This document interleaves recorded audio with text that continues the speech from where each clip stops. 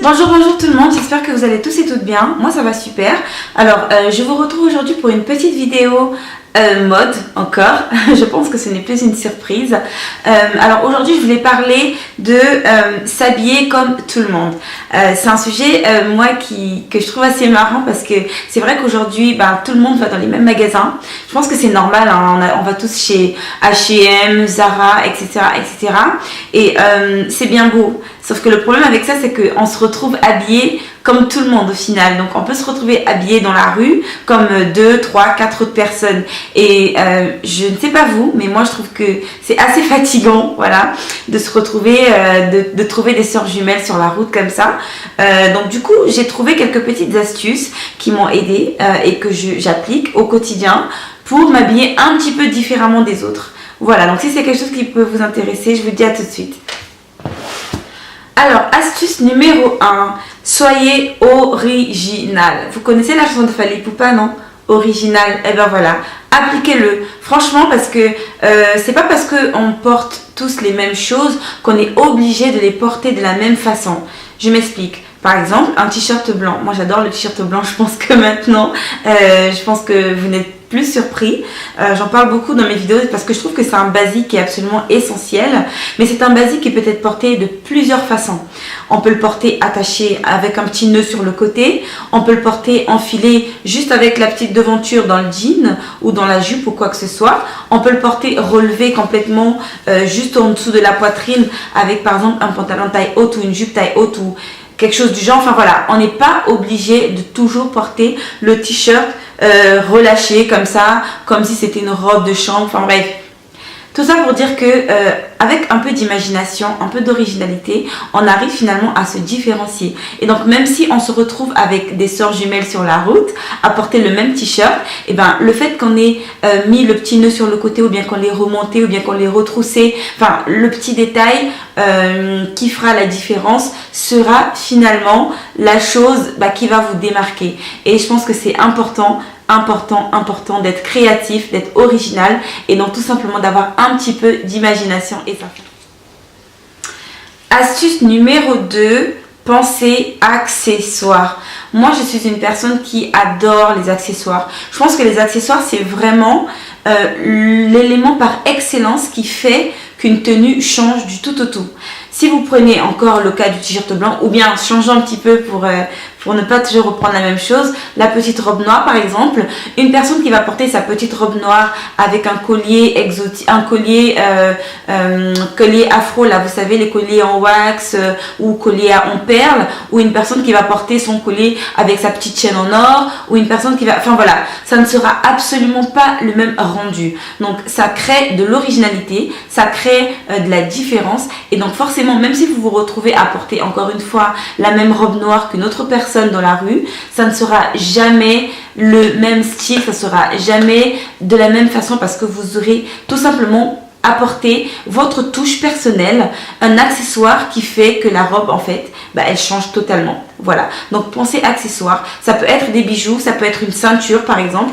Là on parlait de la robe noire, vous pouvez tout simplement par exemple ajouter une ceinture, une robe noire avec une ceinture, une grosse ceinture, ou une robe noire sans ceinture, c'est plus du tout la même robe noire, on est d'accord. Donc voilà, ce sont des petites choses qui ne coûtent rien et qui franchement apportent leur touche d'originalité, de créativité à une tenue et qui font toute la différence. Donc même si vous avez acheté votre robe chez Zara et qu'elle est à la mode, donc vous êtes sûr que tout le monde l'a acheté, et bien vous la mettez avec une ceinture et voilà, tout le monde n'aura pas la même idée et donc vous serez original, tout simplement.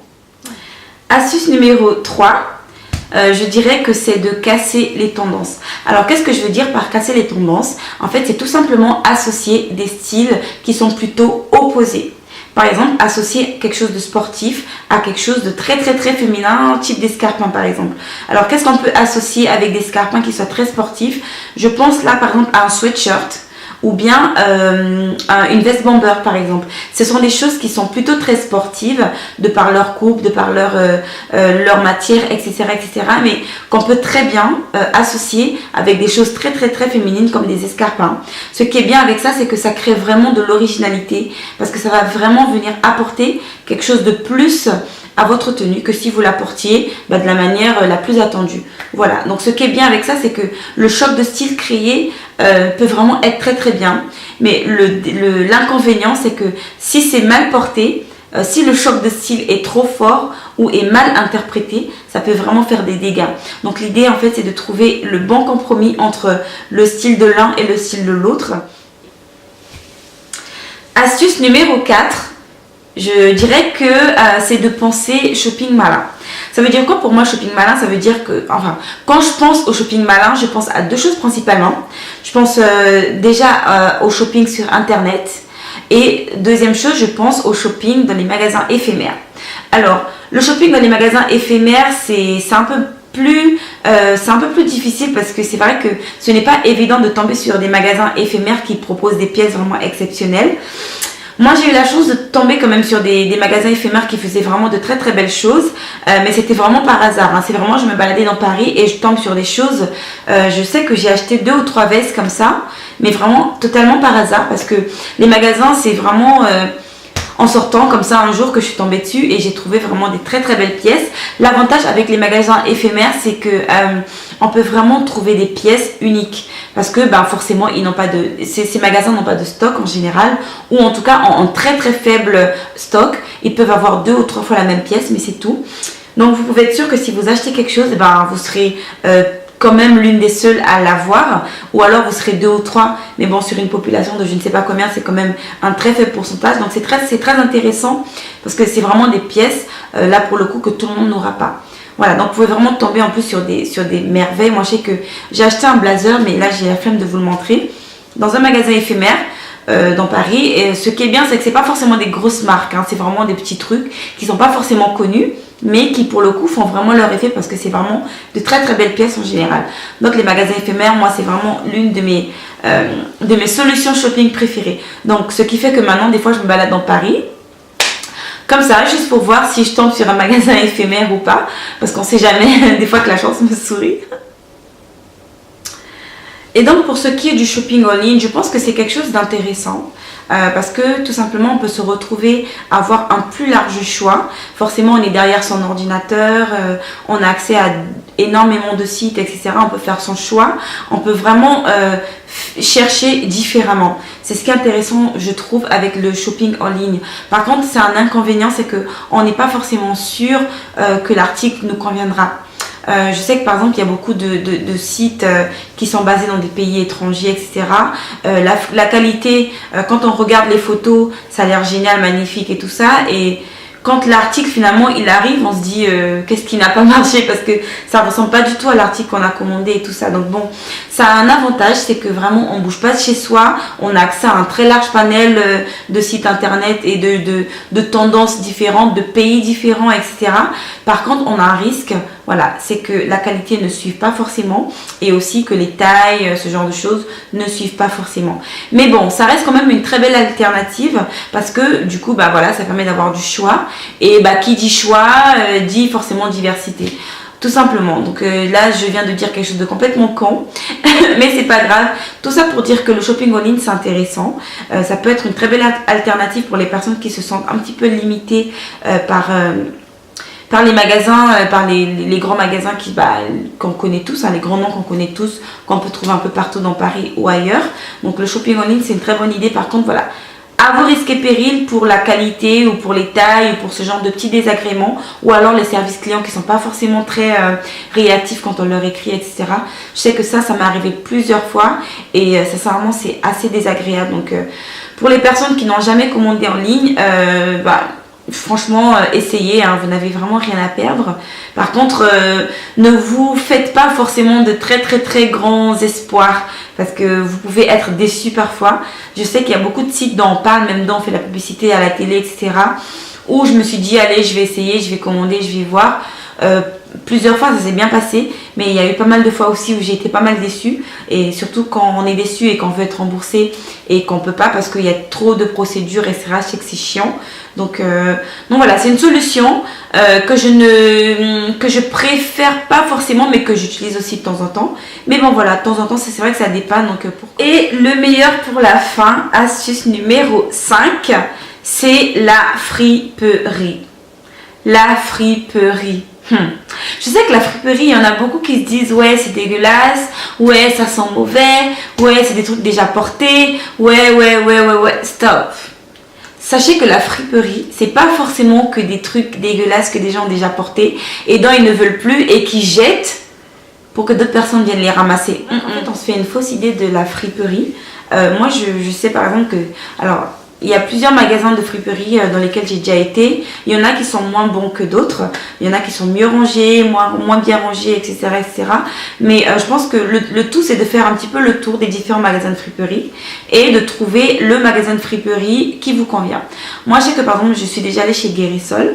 Et ce que j'aime bien chez Guérissol, c'est que c'est vraiment un magasin de fripe où on tombe sur des pièces vraiment uniques. Déjà, on tombe sur des pièces neuves. Alors, elles sont vieilles, oui, elles sont vieilles, certes, mais au moins elles sont neuves parce qu'il y a certaines pièces qu'on trouve encore avec des étiquettes et on tombe sur des pièces mais inespérées.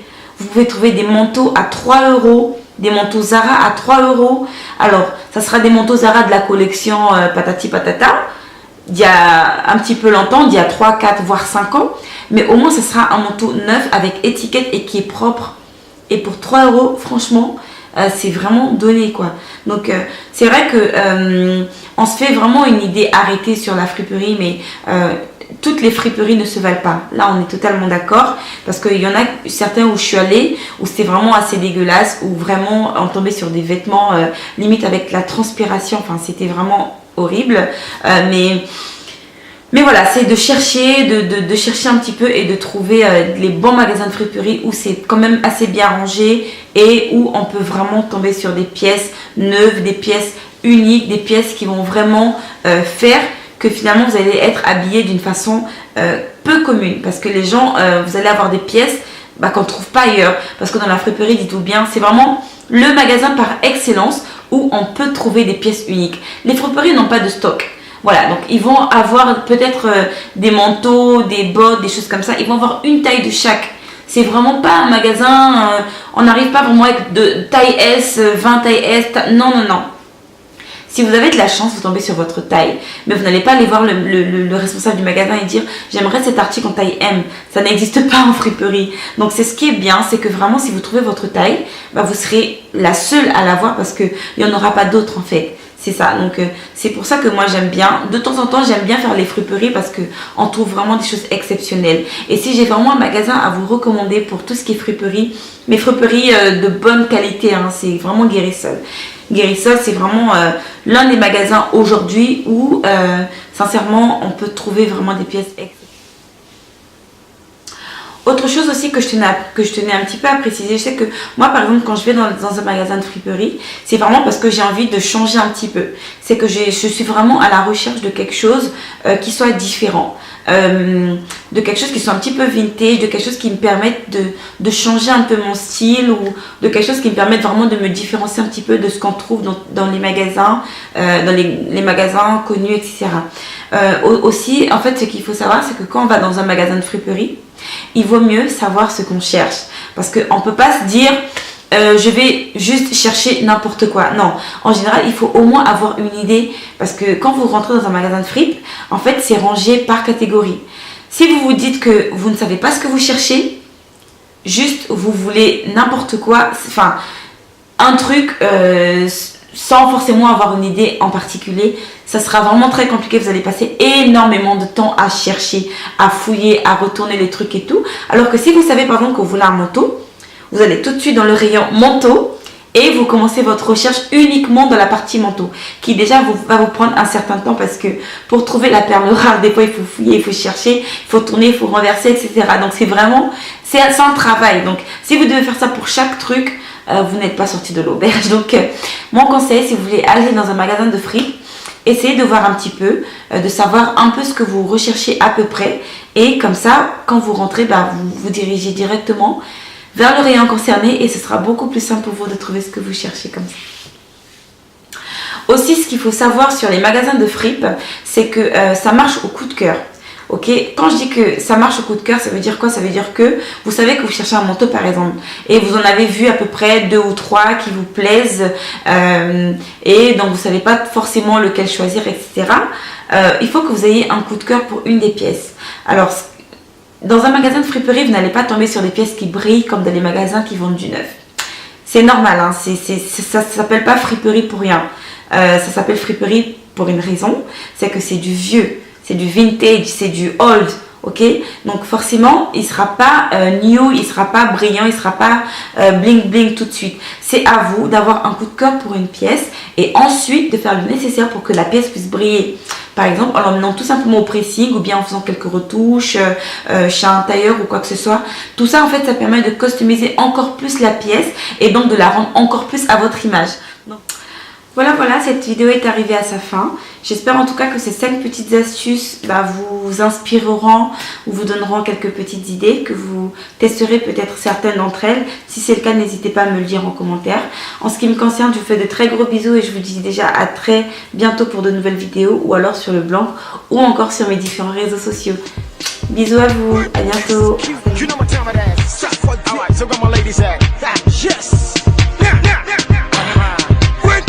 You know some money no be problem. Come on, be born ready. Alright, yeah. And someone I'ma tell ya me the guy Rosemary. Could be son of a catch show. One fan I ya sent me so to the tech.